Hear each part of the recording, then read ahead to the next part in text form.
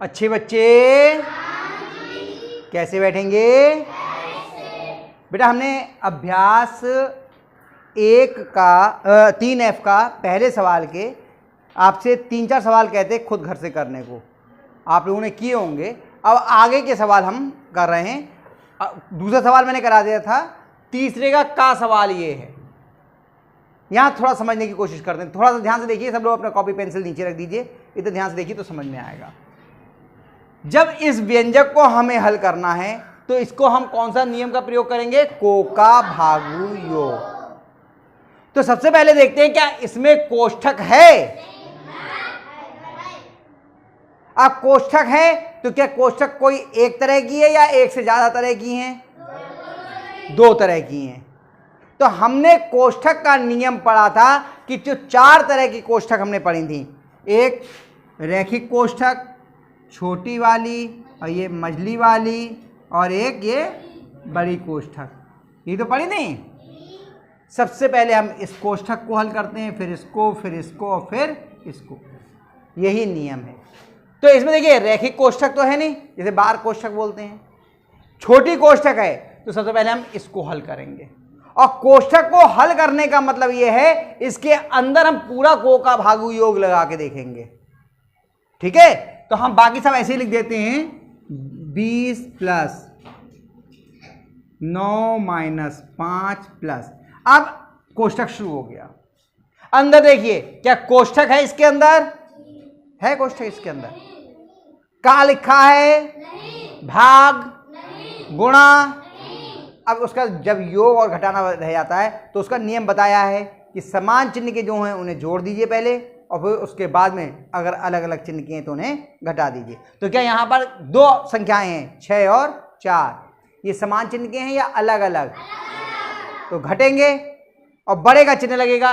6 में से 4 गया, कितना बचा? 2 6 प्लस का, इसलिए 2 प्लस का आ गया। इतनी बात आ गई समझ में। अब कोष्ठक को अगले पहले चरण में, क्योंकि कोष्ठक के अंदर अकेला पद रह गया, कोष्ठक खोलेंगे। बाकी सब ऐसे लिख दीजिए। आपके चरण तो बढ़ जाएंगे इससे, लेकिन गलत नहीं होगा बिल्कुल भी। बाहर प्लस का चिन्ह है तो अंदर का ही चिन्ह लग जाएगा। अब इस वाली कोष्ठक को हल करना है, कोष्ठक लगा दीजिए। वही देखते हैं क्या इसके अंदर कोष्ठक है? इसके अंदर क्या का लिखा है? क्या भाग का चिन्ह है? क्या गुणा का चिन्ह है? तो अब क्या बचा? योग और घटाना। तो योग में पहले क्या करते हैं? समान चिन्ह के क्या कोई 2 पद हैं इसमें? 9 और 2। 9 भी धनात्मक है और 2 भी धनात्मक है। 9 और 2 जुड़ जाएंगे, क्या हो जाएगा? 11। धनात्मक 11 - 5।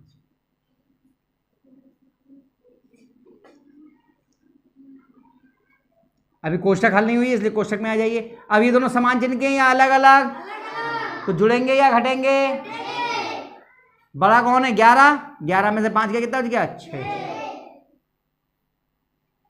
20। अब कोष्ठक खुल जाएगी, प्लस का 6। अब दोनों समान चिन्ह के हैं या अलग अलग? जुड़ जाएंगे, कितना आ गया? 26। हेलो, आया समझ में? चलिए इसी का खा करते हैं। मैं प्रश्नों को मैं कर रहा हूं आपके सामने। इन्हीं प्रश्नों को आप लोग जब स्वयं करेंगे तभी आएंगे। जो बच्चे घर जाके प्रयास नहीं कर रहे हैं, कॉपी उठा के नहीं देख रहे हैं, खुद नहीं कर रहे हैं, उनको ये सवाल हल करना नहीं आएंगे। केवल वही बच्चे कर पाएंगे जो खुद जाके घर पे जाके करेंगे। इन्हीं सवालों को कीजिए जो मैं आपको करवा रहा हूं, तब भी आ जाएगा। ठीक है,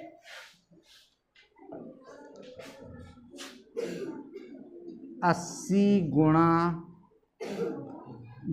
कोष्ठक 56 माइनस फिर कोष्ठक 7 गुणा 8 प्लस फिर कोष्ठक 13 माइनस 2 गुणा 5।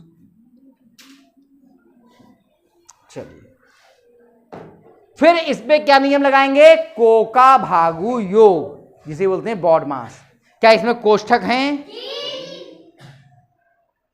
तो क्या फिर अब इस तरीके से क्या बार कोष्ठक है? क्या छोटी कोष्ठक है?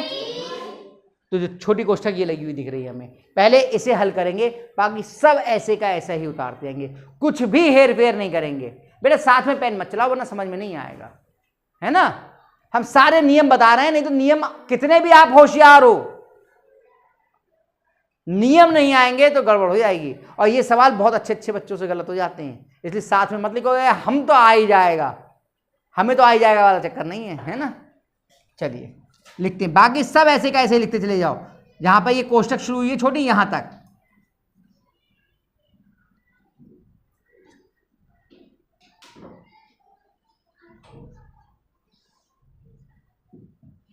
आ गए, यहां तक बिना कुछ देखे सीधा एक एक चीज को उतारते चलेगा। देखो सारे निशान सारे चिन्ह वैसे ही उतार दिए। अब जैसे ही इसके अंदर आए, अब इसको हल करना है और इसमें फिर पूरा को का भागु योग का नियम लगेगा। इसके अंदर तो कोष्ठक नहीं है, का निशान है नहीं। क्या भाग है नहीं। क्या गुणा है नहीं। तो पहले गुणा कर लेंगे। गुणा कहाँ है? 2 और 5 के बीच में, तो 13 तो ऐसे लिख दिया। 2 कैसा है? ऋणात्मक, और 5 कैसा है? धनात्मक। अलग अलग चिन्हों की गुणा कैसी आती है? ऋणात्मक। समान चिन्हों की धनात्मक, अलग अलग चिन्हों की 2 पंजे। अभी ये कोष्ठक हल नहीं हुई है क्योंकि अभी इसके अंदर और संक्रियाएं बाकी हैं। जब अकेला पद रह जाएगा, कोई चिन्ह नहीं रहेगा, तभी तो हल कहलाएगी। अभी और आगे बढ़ना पड़ेगा हमें। 80 गुणा 56 माइनस 7 गुणा 8 प्लस। अब गुणा के आगे 2 पद हैं, समान चिन्ह के या अलग अलग, तो जुड़ेंगे या घटेंगे? कौन सी पद बड़ा है? 13 धनात्मक है या ऋणात्मक? जो आएगा वो धनात्मक आएगा। 13 में से 10 गया, कितना बच गया? 3। अब इसमें ये अकेला पद रहेगा, ये कोष्ठक खुल जाएगी। ठीक है, चलिए खोलते हैं इसे। 80 गुणा कोष्ठक 56 माइनस 7 गुणा 8। बाहर धन का चिन्ह है इसलिए अंदर वाला ही चिन्ह लग जाएगा। ये वाली कोष्ठक खत्म हो गई। अब इसमें आगे 3 लिखने से रह गए। अब इसमें आगे ये वाली कोष्ठक को हल करना है, बाकी ऐसे ही लिख दीजिए। चलिए यहां कर दूं मैं, आगे इसको मिटा दूं।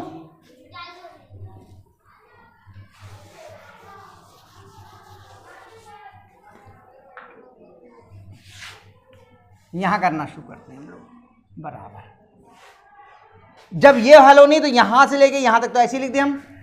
80 गुणा बड़ी ब्रैकेट 56 माइनस, अब मझली ब्रैकेट लग गई। अब इसके अंदर देखिए कौन सी संक्रिया पहले होगी? गुणा की।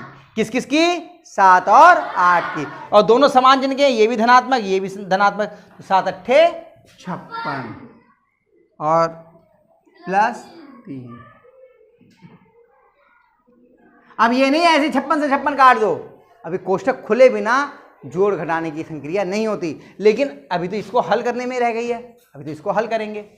बराबर 80 गुणा 56 माइनस 56 और 3 कितने हो गए? 59। बराबर अब ये खुल जाएगी।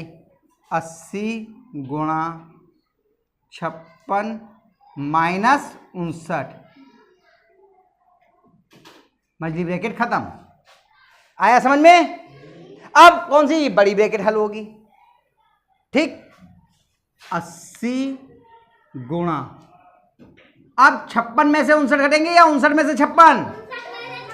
और चिन्ह काय का लगेगा? क्योंकि माइनस की संख्या बड़ी है, माइनस के 3। अब बताइए कोष्ठक खोलेंगे या गुणा करेंगे? गुणा कर देंगे। हमने कहा जोड़ या घटाने में कोष्ठक खोलना अनिवार्य है, इसमें आप सीधे गुणा कर सकते हैं। चिन्ह काय का लगेगा? माइनस का, क्योंकि 80 धनात्मक है और 3 ऋणात्मक। 80 की 3 से गुणा करनी है तो 3 की गुणा करो, पहले 3 शून्य की गुणा करी, कितना है? 0 और 3 अट्ठे हाँ आ गया, माइनस का 240, ये आपका हल हो गया खा इसका। आया समझ में? बताओ कोई परेशानी हो तो बोलो जल्दी से, पक्का? तो आप इन दोनों सवालों को ही केवल उतार लीजिए और इनको करिए भी। मुझे बहुत सारे बच्चों में लगा कि गड़बड़ है, इसलिए मैं चाह रहा हूं आपको सारे सवाल ही करवाऊंगा मैं अपने हाथ से। ठीक है, उतारिए। हाँ उतारिए और घर से भी कीजिए।